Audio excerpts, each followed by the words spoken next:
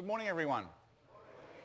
The other day when I left you, I said that I was going to be doing a talk about privateers today, but yesterday morning when we were reviewing that presentation, my Chief Quality Control Officer, aka my wife, said that it wasn't up to standard and that we should swap it out for a talk about one of her favourite talks about one of my greatest heroes, Sir Ernest Shackleton. So I hope you don't mind the change, and I hope you enjoy a talk that I've titled Beyond Endurance, and I think you'll see why it's entitled that as we go through it. So I hope you enjoy. So Ernest Shackleton was born on the 15th of February 1874 in County Kildare in Ireland. He was the second of 10 children, the first of 2 sons. His brother Frank, and there's a lot of Franks in this story, I'll have to say. His brother Frank was one of the prime suspects in the theft of the Irish Crown jewels, which is a crime that's never been solved to this day. But he was later exonerated by the lead detective from Scotland Yard in that investigation, so he was cleared. Shackleton's father became a doctor, and at the age of 10 they decided to move to London, where his father thought that he'd be able to better establish a medical practice there. But at the age of 16, young Ernest decided that he wanted a career at sea. The family couldn't afford to send him to a maritime college, so he got an apprenticeship or a cadetship, what was known as before the mast. So a mast on a sailing ship back in those days was basically in the centre of the ship, and if your quarters or you slung your hammock forward of the mast, you were just an ordinary seaman or a lowly cadet. If you had your billet or your hammock aft of the mast, you were a senior sailor or an officer. It was officer country back then. But over the next 4 years, young Ernest travelled around the world, raising up through the ranks of the merchant navy, and after 4 years he had qualified to become a second officer. And then over the next 4 years he worked his way through until at the age of 24 he had gained all the qualifications to be a master mariner, which meant he could captain any British merchant ship anywhere in the world, which is a role that he never actually took up later on. In 1900, the Boer War was in full flight between Britain and the Boers in South Africa, and Shackleton was a part of a troop convoy that was taking troops from England to South Africa, and he met a young lieutenant on that journey by the name of Cedric Longstaff, and they became very, very good friends. And Cedric wrote a letter of introduction to his father, Llewellyn Longstaff, who was a wealthy industrialist at the time, and he was also the chief financial backer of the next British Antarctic exploration. He wrote the letter. Shackleton went and had lunch with Llewellyn Longstaff. He impressed Longstaff very much with his determination and his motivation, his enthusiasm. So Longstaff wrote a letter of introduction for him to the president of the Royal Geographic Society, a man by the name of Sir Clements Markham, who would have a big influence on his career down the track. Now, I'm not sure whether it was because the letter was from the chief financial contributor to this expedition, but with that recommendation, but Markham appointed Shackleton to be the third officer for the voyage in the vessel the Discovery, which was going to go to Antarctica as part of the British National Antarctic Expedition under the command of Captain Robert Falcon Scott. Now, I love this quote. Surrounded by 1,000 miles of the worst seas in the world, the underbelly of our world, our planet, what pins us to where we are, Antarctica, was relatively unknown by mankind at the time. And a fact that you may or may not know of, in that not a single tree grows in the 3 million square miles of Antarctica. There's just nothing there. It's actually the driest continent on the planet.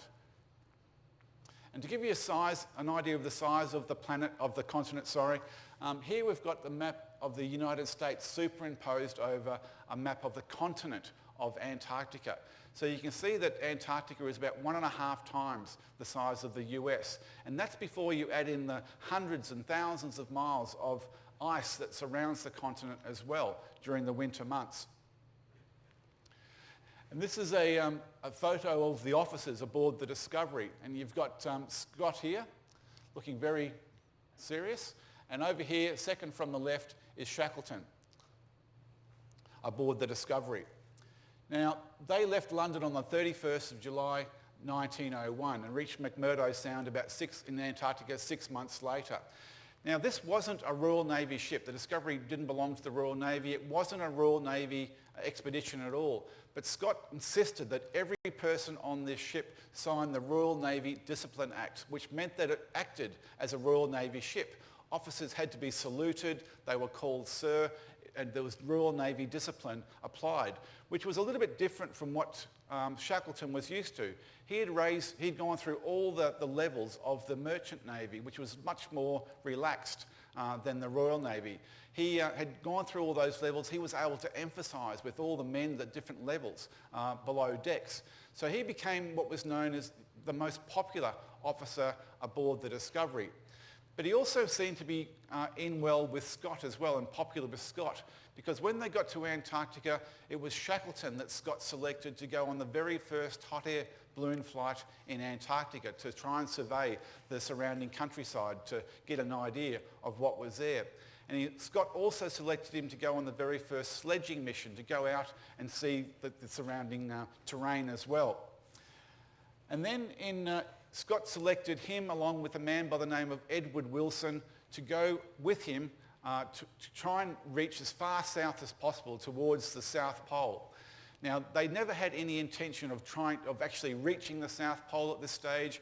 This was just a mission to go see how far they could go south and what they would require for later missions. So they left on the 2nd of November 1902. They'd been in Antarctica. They'd endured a winter through Antarctica by this stage. They'd already been there for about 10 months. And while this was supposed to be a scientific expedition, and it was, they took a lot of scientific samples, Scott also really wanted to set a record for going the furthest south, and he was able to achieve that record. They took 22 dogs with them on this quest to try and reach as further south as possible. But these dogs were given tainted meat, and one by one the dogs keeled over and died. And that later influenced Scott's decision not to take dogs on his next expedition to Antarctica, which would cause problems for him at that time. On the way back, all of the men, the 3 men, all suffered from sickness. They all suffered from frostbite, scurvy and snow blindness at one point or another. But by far the worst affected was Shackleton. It got to the stage where he, by his own admission, couldn't pull his own weight. And at one stage he had to go on to the sled that was being man-hauled by the other two men, carrying all their supplies, their scientific equipment, the samples that they'd taken, trying to get them back. And if you read between the lines of Scott's book, The Voyage of the Discovery, there's some subtle references in there about that Shackleton wasn't up to muster. He didn't have the calibre that was required to do this sort of exploration. And the journal diaries and the letters written by Wilson are even more profound. They say that during this time where Shackleton couldn't hold his own weight, Scott and he never considered actually deserting Shackleton and leaving him in the ice, but they thought that Shackleton should have done the right thing and sacrificed himself so that the other two had a much better chance of survival. It was that blatant. But they were lucky. They were actually able to, Shackleton returned to some sort of health after a few days. They were able to make it back to McMurdo Sound on the 4th of February 1903. But Scott immediately, there was obviously a falling out, and Scott immediately sent Shackleton home back to England on the very first ship. Now, when he got back to England, he was a bit of a celebrity. He was the only one that had arrived back in England that had actually completed this journey. So he did a lot of speaking tours, he did a lot of interviews, and through all of these interviews, he was very complimentary and respectful, and he had nothing but praise for Scott and his leadership style and what Scott had done. So he was very disappointed later when this book, The Voyage of the Discovery, was published, to see that the way he was treated by Scott. And this created a bit of a falling out between the two men and a great rivalry between the two men. But it was a rivalry that he was never going to win because the person in between these two men was the president of the Royal Geographic Society, Sir Clements Markham. And Markham considered Scott almost as a son. He loved Scott. And any funding, all the official funding from government and through the Royal Geographic Society was funneled through Markham. And there was no way that Shackleton was going to get priority over something that Scott wanted to do. And over this time, Shackleton became, he wandered around. He didn't have a purpose. He wanted to try and make as much money as he could, but that was something that always eluded him. He tried to join the Royal Navy, but he was told that there was a surplus of officers already and he wasn't required. He went into journalism, but he didn't really like journalism. He became secretary of the Royal Scottish Geographical Society for some time, and in April 1904 he married Emily Dorman and they had 3 children together. He tried to go into politics and he ran in the general election of 1906, but he wasn't successful. He didn't get elected, and he started working for the industrialist William Beardmore, who later became Lord Invercan. And his role there was because of his celebrity, because of his status. He would entertain guests on behalf of Beardmore and just be a general dog's body for Beardmore, a person that supported him. And Beardmore became his chief financial backer on his next exploration. And that was it. He wanted to go back to Antarctica. He wanted to lead his own expedition back to Antarctica and prove that Scott had been wrong. And his aim was to reach the geographical South Pole, or the South Pole as we know it, and also the magnetic South Pole. Scott, by this stage, hadn't told anyone that he intended to go back. No one had heard from Scott. Everyone expected that he'd go back to Antarctica, but he hadn't officially announced that he was going to do it. So Shackleton took advantage of this, and in 1907 he submitted a proposal to the Royal Geographic Society and asked the Society for funding. But because of Markham's relationship with Scott, that funding was denied. So he had to try and raise the money himself. And so started the Nimrod expedition. Now, this was an expedition where, as I said, he received no financial backing from the government or from the Royal Geographic Society, so he had to try and fundraise himself. And he came up with a initial budget where he thought it'd cost him £17,000, which is about £1.65 million in today's sort of money. But that was well short of what it was really going to cost. And he started fundraising, tried to get money from different sources. His chief benefactor, as I said, was Beardmore. But over a period of time, it became clear that it wasn't enough money was going to be raised. He had to get to Antarctica at a certain time of the year, so the planning for the expedition was rushed. There was poor financing, as I said. They had to use old equipment. The Nimrod itself was only half the size of the Discovery, the ship that Scott had taken to the Antarctic, and the other equipment that they had was old and tired, and the men that he was able to secure, that he could afford to pay, had little or no experience in the ice. So it was a bit of a rushed, as I said, expedition. And in fact, the final budget, the final amount that it cost was almost 3 times the initial figures. It was like governments had done the figures themselves. So it's cost £45,000, or about $4.8 million in today's money. So they sailed on the 12th of February 1907. And along the way, they called into Australia, and the Australian government gave them a grant of £5,000 to go towards this. Shackleton did speaking engagements through all the journey, trying to raise more money as he went along. And while they were in Australia, they picked up a young Australian scientist by the name of Douglas Mawson, who would go on to have wonderful adventures and experiences in Antarctica himself. They also, on this journey, was a man by the name of Frank Wild, who would be the constant companion for Shackleton through the rest of his life. Before he left England, Scott was pressured to make a promise to Scott Even though Scott hadn't advised that he was going back to Antarctica, he insisted that Shackleton was not to use his hut, the base that he had established at McMurdo Sound during the Discovery expedition. I mean, there was no reason why he couldn't use it. I mean, it was there, it was available to use, but Scott insisted that he wasn't allowed to use it. And there was a lot of pressure put on Shackleton by members of the Royal Geographic Society, by government and other people that he not use it. So he had to write a letter to Scott promising that he wouldn't use it. But when he got to Antarctica, he looked for other options. He thought they discovered a bay during the Discovery expedition and he thought he could use that. But when they got there, they found that that bay was full of hundreds of whales. He named it the Bay of Whales. And it was also full of lots of ice and icebergs, so it made it unsuitable for a ship to be able to go in there. It would have been too dangerous. They looked around for other options, but by this time, the time was running out, and he had to, by pressure from his crew, he decided that he'd have to break his word to Scott and go to McMurdo Sound. But he still set up his hut 14 miles away from where Scott had initially set his hut from.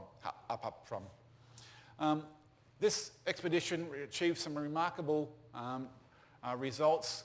They were members of the expedition were the very first people to climb or to summit Mount Erebus, the southernmost active volcano in the world, and I'll talk about that Erebus at a talk later on down through the cruise. But three men, the Australians Edgeworth David Mawson and another man by the name of Alistair Mackay were the very first people to reach the magnetic South Pole, which is different to the actual geographical South Pole. So the expedition had already done very well and achieved one of its aims. But the big aim, the real idea of this expedition was to finally reach the South Pole. And Shackleton picked his friend Wild, along with two other men, Marshall and Adams, to go out on this venture to try and reach the South Pole. They left on the 29th of October 1908 and they had to cover almost 1,500 nautical miles to reach the South Pole and get back safely again. Now, that's a long way to go. They had to carry all their own equipment or man-haul all their own equipment themselves, carry all their own food. They estimated that it was going to take them 110 days. And that estimate was based on that was basically all the food that they could carry, they would be able to take on that journey. Along the way, they discovered and named the incredible Beardmore Glacier after the chief benefactor of the expedition. Now, on the 9th of January 1909, they reached a point which was only 97 miles from the geographical North Pole. They knew that they could, well, Shackleton wanted to get within 100 miles, so they got within 97 miles. And then he had to make a decision. They'd already been 73 days of that 110 days estimate. They'd already cut down their food rations time and time and time again. So they were barely had enough food to operate on each day. So he had to make the decision that did he go that extra 97 miles and be the first person to reach the South Pole? And in doing so, he was probably signing the death warrants of himself and the rest of his men. Or did he turn around and head back and try and get to safety? He chose option B and he turned around and tried to get back. Now, along the way, food was very scarce. They had to leave behind some of their sledges because there was not enough food to go on all the sledges. They just carried the tent that they had, some cooking equipment and the food. But they got down to the stage where they were only on 2 hardtack biscuits per day. That was all that was going to feed them, along with some tea that they could boil up and give them some sustenance. They all became very, very ill. But the worst affected was Wild. On one morning, he was so sick through dysentery and other sicknesses that he couldn't get out of his bed, his sleeping bag, in the morning. So Shackleton gave Wild one of his biscuits, half of his rations for that day, which was the only thing that was able to give him the strength to get out of his bed, and the motivation of the fact that Shackleton had done this was the thing that inspired him to get out of his bed and continue on. And later, Wild said all the money that was ever minted would not have bought that biscuit. And the remembrance of that sacrifice will never leave me. And it never did. Wild became Shackleton's right-hand man for the rest of his life. And it was one of the very first examples of what Shackleton would do to help and support his men. Now, we're very, very lucky. They were well overdue by this stage. So the men of the party, the other men back at the McMurdo Sound, had taken out and they established food depots along the way. And on the 23rd of February, they came across one of these food depots. The men who had set up that food depot had only left 2 hours before Shackleton and his men arrived. But they used the last of their strength to break open the parcels and feast on the food that was inside there. And then a few days later, they were able to reach the Nimrod, and they were safe. And this is a photo of the men aboard the Nimrod soon after arriving back. Now, they headed back to Port Chalmers in New Zealand, which is where Dunedin is located, and they were able to wire to the world exactly what had happened and how they'd got within 100 miles of the South Pole.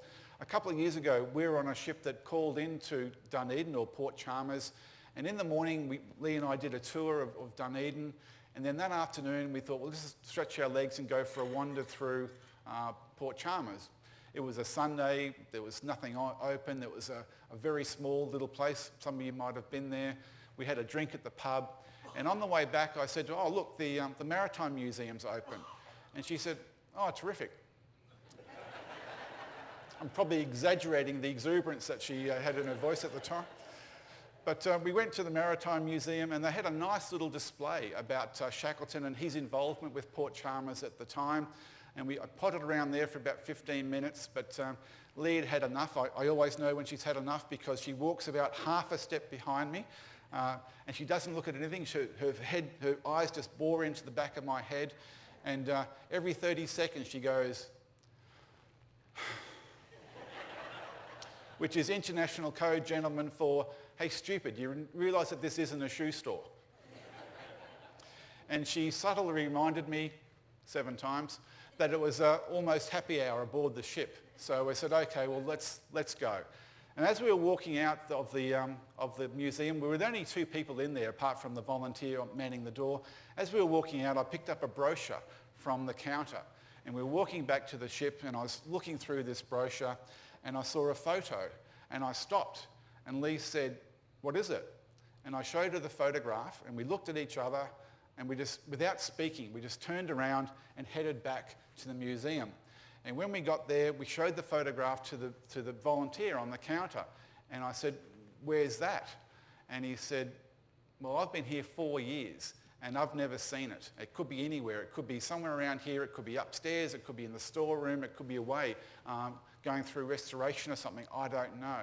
So the 3 of us broke up and we searched all throughout the museum trying to find this thing. And after about 10 minutes, it was actually Lee who found it along a dingy little corridor behind a counter, hidden behind some other stuff. And the photograph that I'd seen had showed Shackleton, one of my greatest heroes, handing over the lifebuoy from the Nimrod to the mayor of Port Chalmers as a thank you to the people of Port Chalmers for the support that they had given. And I don't get excited about a lot, but this was really exciting for me because my hero had these in his hand more than 100 years ago. And it's deteriorated a lot over the years. It's actually very, very heavy now. It takes someone of almost superhuman strength to lift this thing. If you use it as a life raft, it'd probably just drag you down to the Davy Jones locker. But it was a thrilling experience for me. But Shackleton returned back to England, and when he got there, he was met at the wharf by both Markham and by Scott, who publicly were full of praise for him and what he had done. But privately, they were less praiseworthy. They actually criticised him for not going the extra distance. You got within 100 miles of the pole. Why didn't you keep going? Why didn't you take the risk? And of course, later on, Scott would take that risk. And he'd arrive at the South Pole only to see the Norwegian flag in place there. He'd arrived a month after Amundsen had. And obviously, the tragedy was that he never made it back from that South Pole. He and his men never made it back. So when he heard that criticism, a criticism, Shackleton said to his wife, "A live donkey is better than a dead lion." He received a knighthood. He also received a gold medal from the Royal Geographic Society, although Markham had petitioned that he not receive the same size gold medal as Scott had received, but he was actually overturned and they did receive the same size medal. He was very heavily in debt by this stage, and so the government gave him a grant of £20,000 to pay off some of those debts, but he had to go on the speaking tour to try and raise more money to pay off the rest of those debts. He wrote a book named The Heart of the Antarctic, and that became a bestseller and was able to raise some money through that as well. And the race for the South Pole ended on the 15th of December 1911, when Amundsen reached the South Pole 1 month ahead of Scott. Just a quirky little fact, in 2010 some New Zealand scientists were doing some work restoring the hut that Shackleton had used in McMurdo Sound, and they came across some cases of scotch and brandy that had been left there by the explorers. The distillery that had been used to make this scotch had closed down decades before, and the recipe for the scotch had been lost. So they took the bottles to a laboratory in New Zealand, and that laboratory worked out what the recipe was, and now they're producing what's known as Shackleton Scotch. And the proceeds of the sale of the scotch goes to the New Zealand Antarctic Heritage Trust. So the more you drink, the more you're contributing. Now, the race for the pole was gone, but there was still plenty of other adventures out there. And Shackleton wanted to prove once again to Scott what a man he was, that he was equal to at least Scott, although Scott by this time was dead, of course. So he decided that he was going to lead an expedition all the way to cross the continent of Antarctica, from the Weddell Sea all the way down to the Ross Sea in the south. And he was going to take, just to show you the distance we're talking about here. Once again, this is the map of the United States against that. Now we're talking about covering the distance from all the way from the United States all the way down here. So a massive distance. And of course there's nothing there. There's nothing to sustain them. This was ice all the way through and blizzards. And there was not like the United States where you could live off the land or something like that. There was absolutely nothing there. They're going to have to take it all themselves. And the idea that he was going to take the vessel, the Endurance, and come up into the Weddell Sea up to the north here, and the other vessel, the Aurora, was going to come here to McMurdo Sound, and that the crew of the Aurora were going to lay food depots along the route so that Scott and his men would be able to come along and feed at those food depots to help them along the way. Now this was going to be 1,800 miles, an incredible amount, something that hadn't ever been done before at that time. And so he needed the right men for the job. So Shackleton put an ad in the paper where he said, men wanted for hazardous journey, small wages, bitter cold, long months of complete darkness, constant danger, safe return doubtful, honour and recognition in case of success. So how could you turn down an inspirational advertisement like that? In fact, they got more than 5,000 applicants to go on this journey, including 2 from young women who said that they were sporty young women. Unfortunately, for the men involved, the women's applications were rejected. Just look at the ad below that. Men, neat-appearing young men of pleasing personality. I wonder what that's for. You Brits, yeah. But he was able to recruit a crew of 56, which was going to be 28 men per ship.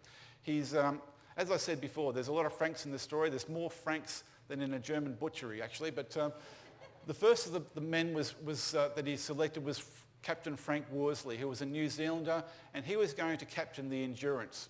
He was going to take his great friend Frank Wild as second in charge on the expedition, and as well an Australian photographer by the name of Frank Hurley was going to come along to chronicle the trip, and also a cat by the name of Mrs. Chippy.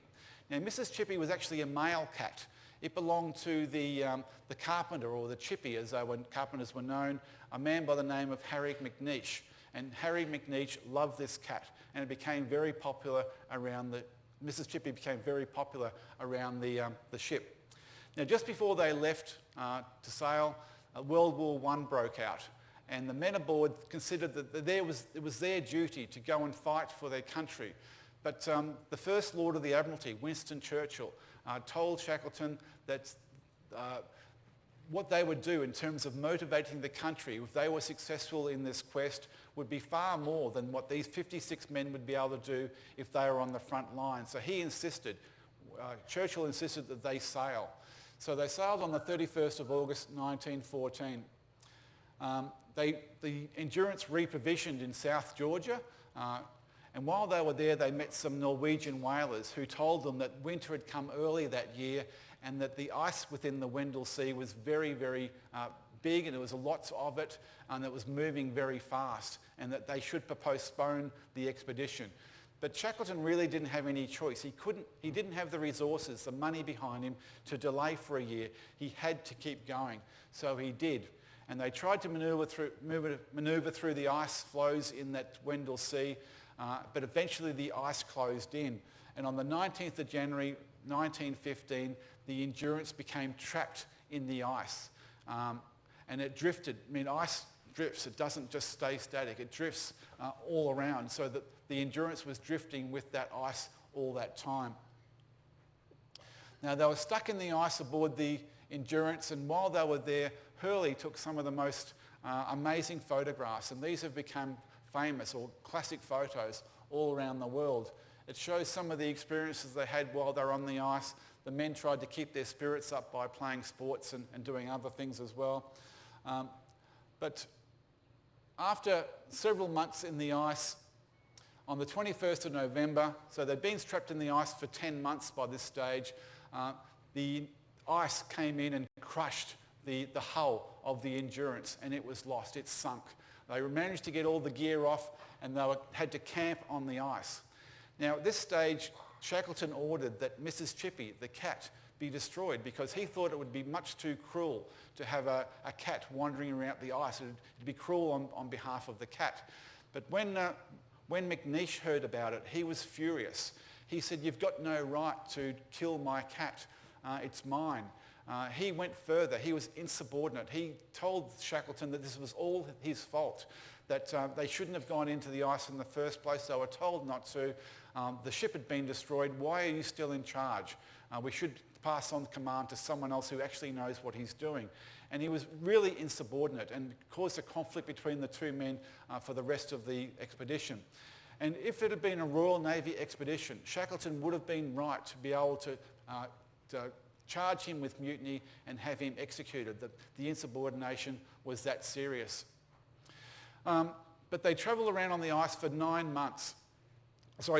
5 months, and eventually the ice floe broke up, and Shackleton had to order all the men into the 3 lifeboats that they had. And the plan was to make for the nearest solid land, which was a place called Elephant Island, which was 346 nautical miles away. Now, to get to the open ocean, they had to pass through these ice floes where the icebergs roamed. And icebergs, they're not stationary. They move, and they move quite quickly with the wind and the currents that are about. And on several occasions, they had to row desperately for their lives to try and get past icebergs before they actually came and crushed their lifeboats. And then they got off into open sea, and they had to navigate through these tempestuous, stormy seas all the way to Elephant Island, which was an incredible sort of journey. At one stage, while they were hauling the boats across the ice, Hurley, the photographer, lost his mittens. So Shackleton gave him his mittens, once again sacrificing himself for his men, and he developed frostbite on his fingers. Now, during this journey across to Elephant Island, the seas were very stormy, and especially on the last night before they reached Elephant Island. And during that night, all 3 boats lost contact with each other.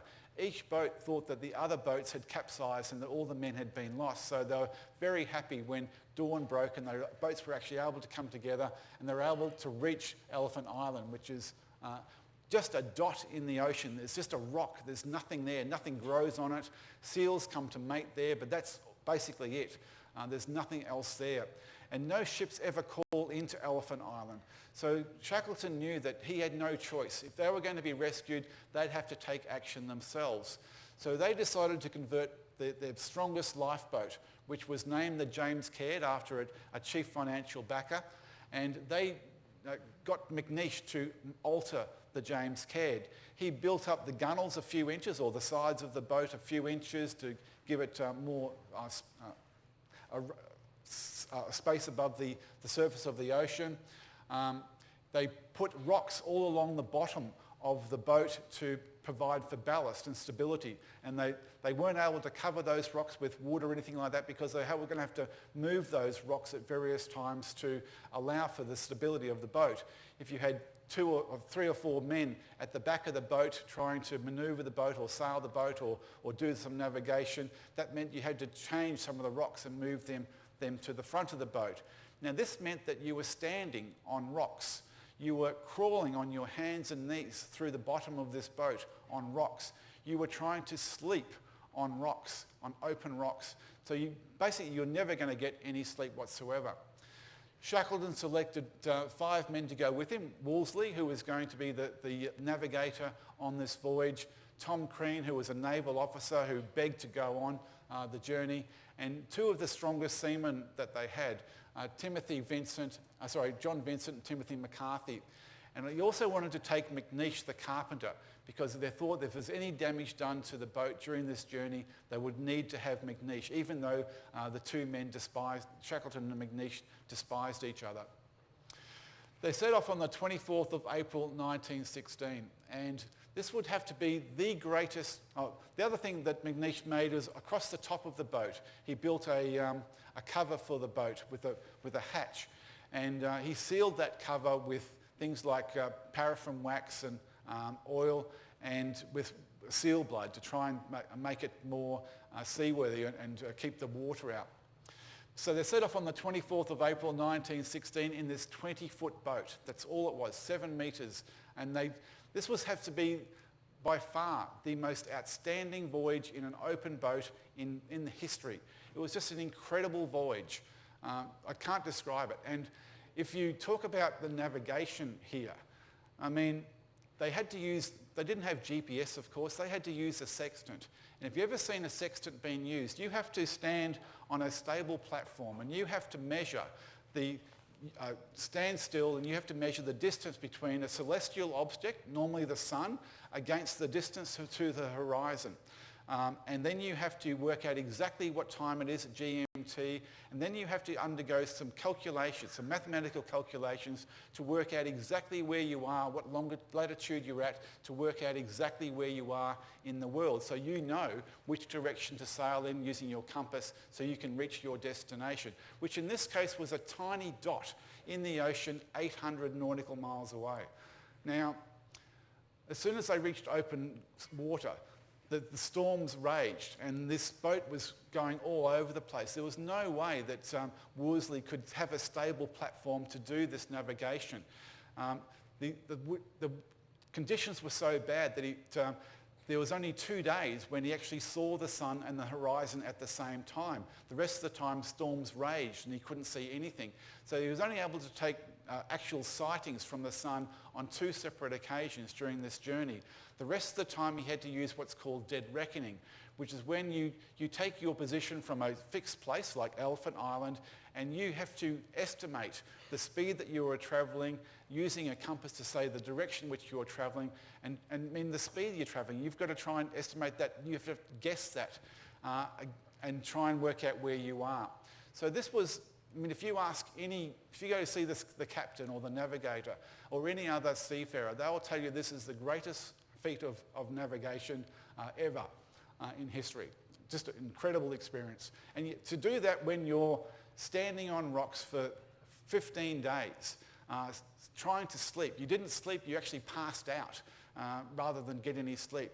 And you've got to try and form these mental calculations in your head, these mathematical calculations When you're so sleep deprived, you're wet, you're soaked through, you're freezing cold, and you're hungry. To be able to do that was just incredible. But after 15 days, they saw right in front of them Fortuna Glacier on the island of South Georgia, so they thought that they were saved. But just when they thought they were saved, a hurricane struck the region. And for 2 days, they weren't able to reach the island as this hurricane raged and tossed the boat around like a small cork.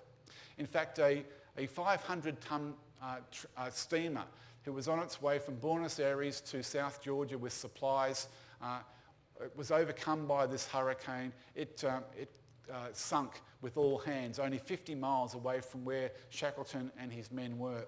So that's how bad the hurricane was. They eventually were able to reach the shoreline of South Georgia and go ashore. Now, they were on the wrong side of the island. The whaling station, the only civilization, was on the other side of the island. They weren't going to be able to take this boat out again through the breakers. They didn't have the strength to get out through the breakers and try and sail around the island. And even if they did, the winds were so fierce that they didn't think they'd be able to bring the boat back into the island. They'd be forced all the way back out to sea. So the only option was that they'd have to go overland. And so Shackleton selected Worsley and Crean, and they decided that the three of them were going to head overland. Before they left, they took some of the screws out of the James Caird and they screwed them into the soles of their boots, through the soles of their boots to act as crampons. They didn't have any equipment, so they grabbed one of Magnesia's hammers. They put a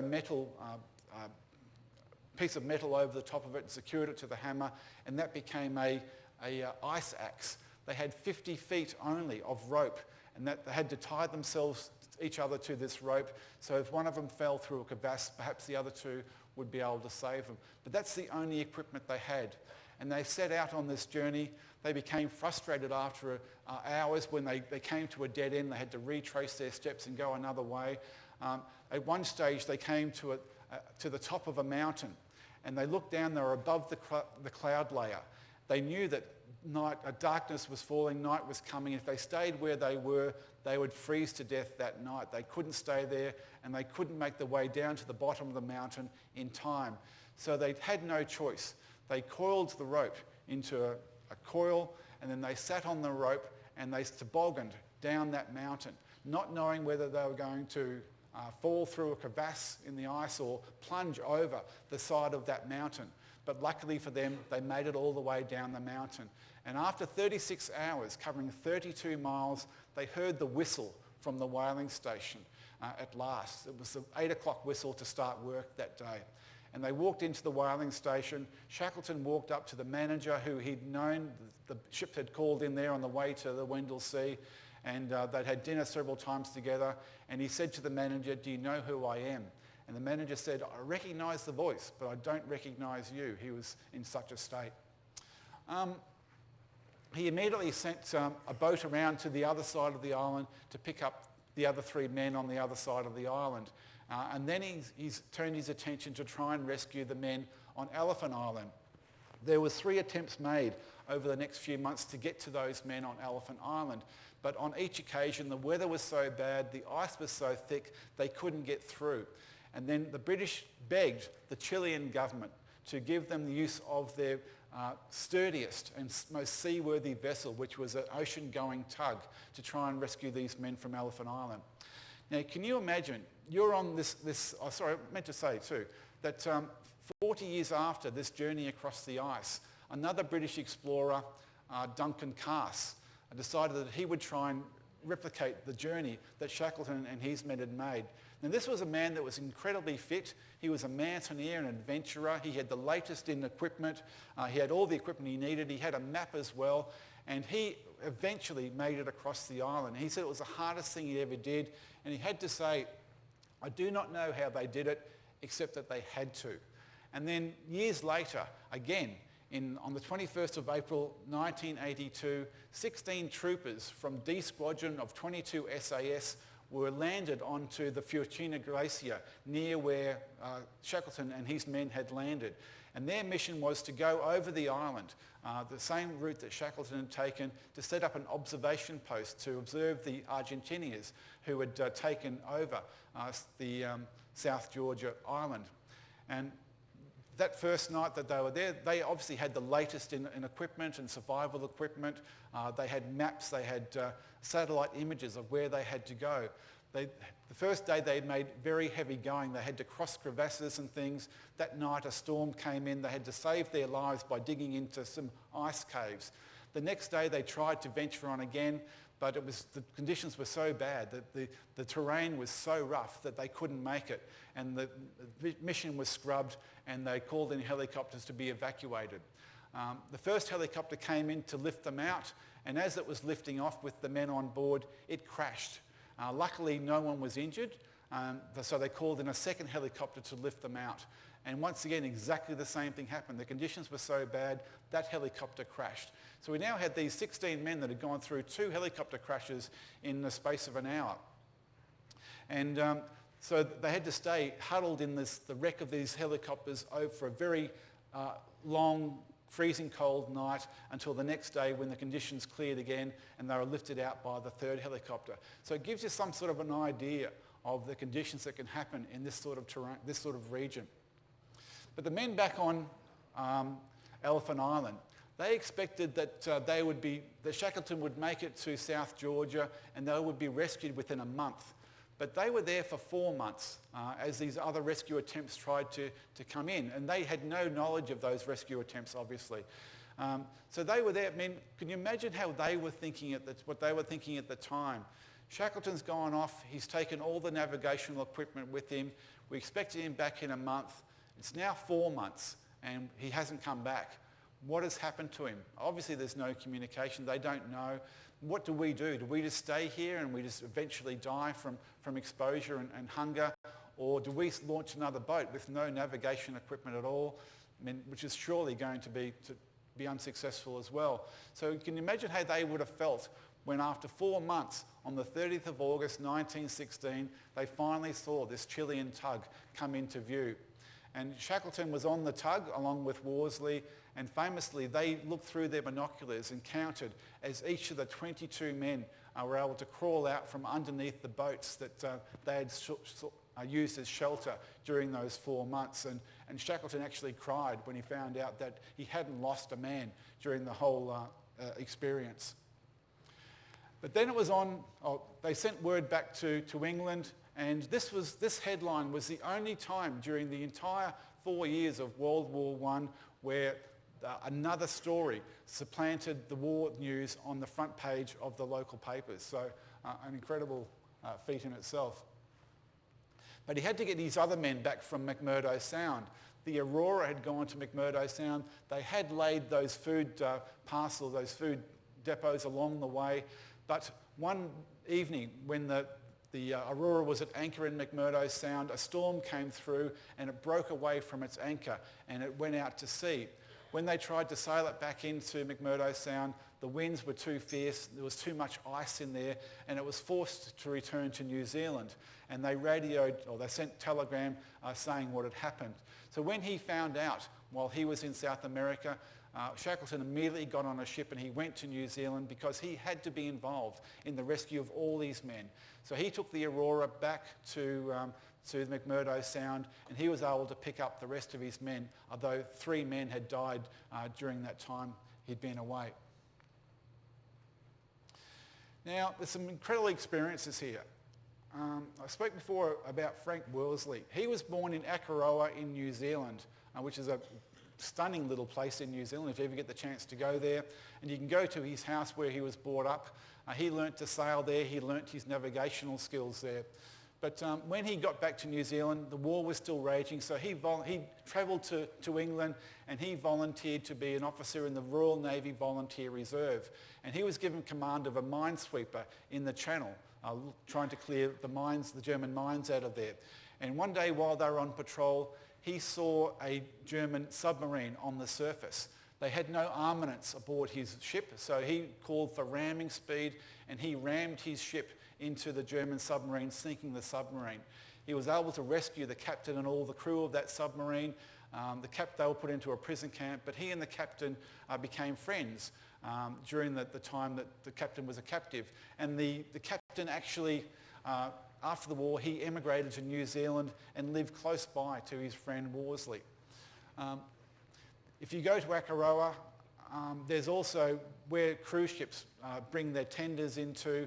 There's a park there with a statue of Worsley. There's also a museum. Now, during that First World War, after that adventure with the German submarine, he won a Distinguished Service Order, a DSO, for that mission, for that action.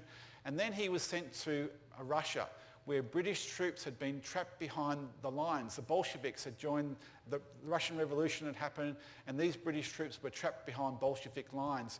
So he took a party of ships in, and he rescued these British troops, a bit similar to a Dunkirk situation.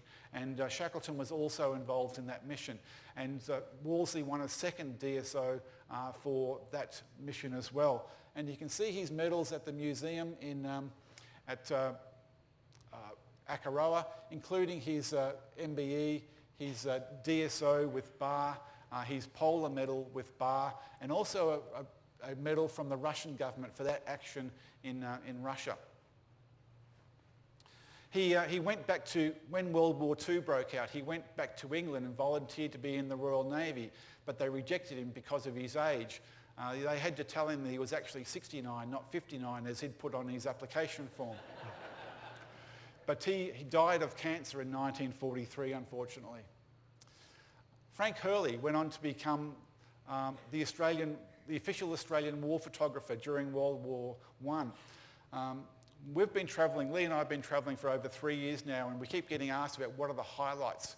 And one of the highlights would certainly have to be a little Belgium city by the name of Ypres, which was probably better known as Ypres or Wipers during the First World War.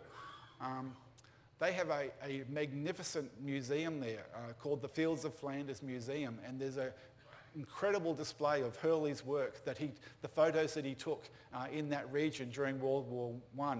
He pioneered things like time-lapse photography and other innovative things, and it's just, if you ever get the chance to go there, highly recommend it. Frank Wild. Now, after the expedition, he went and joined the Mawson expedition, the Australian Antarctic expedition, which was another incredible adventure and a story of survival. Just haven't got time to go into it now, unfortunately. But he later on went on safaris in South Africa and other things, and he later became a bit of a recluse. He got into drinking and became a bit of an alcoholic, unfortunately. So Sir Ernest Shackleton. He returned to England, a national hero, in May 1917. The war was still raging, so he joined the army and he was promoted to major. He went to South America to try and convince these neutral countries in South America to join the war on behalf of the Allies, but wasn't successful. He was involved in that mission to rescue those British troops behind enemy lines, and he was also awarded a DSO for that mission. After the war, he wandered around again. He became involved in several business ventures which failed. So he went back to doing what he did, and that was exploring. He decided to go on another expedition which was funded by a man by the name of Rowlett. And it was a bit of a higgledy-piggledy sort of expedition again. First they were going to go to the Arctic, and then they decided, no, we'll go to the Antarctic. So it was all over the place. It wasn't well funded again. Before they left, he was involved in the very first moving picture that ever created in the UK. And then they left aboard the vessel The Quest on the 21st of September. And they arrived in South Georgia on the 4th of January. And that night, Shackleton had a massive heart attack and he died on the 5th of January. When they did an autopsy on his body, they found that he had a hole in his heart, a condition that he would have had for his entire life, which would have affected his stamina and his endurance. So if you can imagine the things that he achieved still with that condition, it's just by force of will, it's just an amazing sort of thing. They were going to take him back to London to be buried, but when they got to Montevideo, they received a telegram from Lady Shackleton saying that, no, I want my husband buried on South Georgia. So they turned the ship around and they went back to South Georgia, and he's buried there today. One of his crew members later said, I think this is as the boss, as he was known, would have had it himself, standing lonely in an island, far from civilization, surrounded by a stormy, tempestuous sea, and in the vicinity of one of his greatest exploits. So, why wouldn't you? In November 2011, his great friend, the person that had been second in command on all these expeditions, Frank Wild, had his ashes interred to the right-hand side of this grave, of Shackleton's grave, and the inscription on the plaque there is just simply says Frank Wild, Shackleton's right-hand man. Once again, very appropriate. Roald Amundsen was a great admirer of Shackleton, and he once said, Shackleton's name will always be written in the annals of Arctic exploration in letters of fire. But probably the best eulogy or the best comment or quote that I've ever heard about Shackleton came from a contemporary of his, a man by the name of Sir Raymond Priestley, who was a great explorer himself. He was asked by a reporter one day about the relative merits of the three great explorers of what was known as the heroic age of exploration in Antarctica. And he said, Scott for scientific method, Amundsen for speed and efficiency,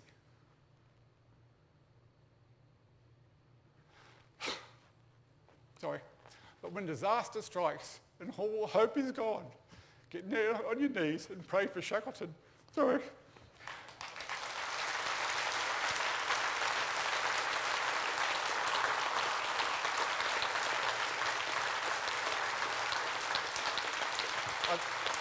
Sorry about that. I just think that's a wonderful way to leave the presentation. I hope you've enjoyed it.